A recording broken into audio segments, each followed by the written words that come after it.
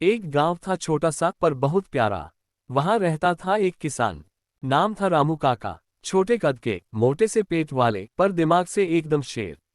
जो भी एक बार बात करे वो हंसते हंसते लोटपोट हो जाए। रामू काका का खेत थोड़ा छोटा था मगर मेहनत जबरदस्त करते थे। हर दिन सुबह मुर्गे की बांग से पहले उठ जाते और अपने बैल भूरा के साथ खेत में लग जाते। एक दिन गांव में एक फकीर आया। उसने कहा, जिसे भी ये जादुई बीज मिलेगा उसका खेत सोना उगाएगा।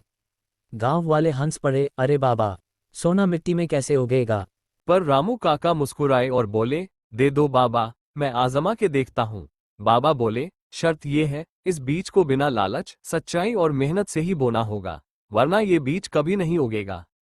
रामू काका बीज ले आए।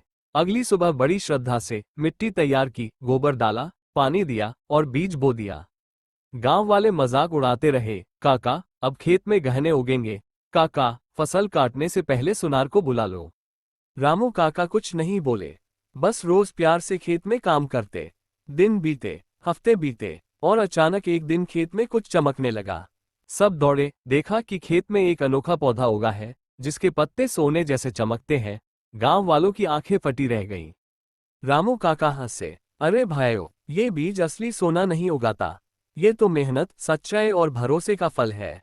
जो किसान सच्चे दिल से मेहनत करे उसकी फसल ही असली सोना होती है।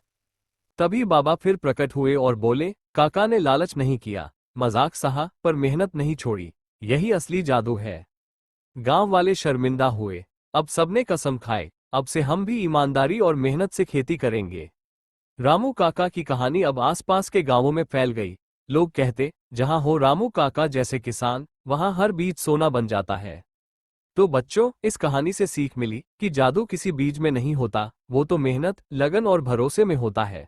और हाँ, कभी किसी मेहनती इंसान का मजाक मत उड़ाना, क्या पता कल वही सबसे ऊपर हो।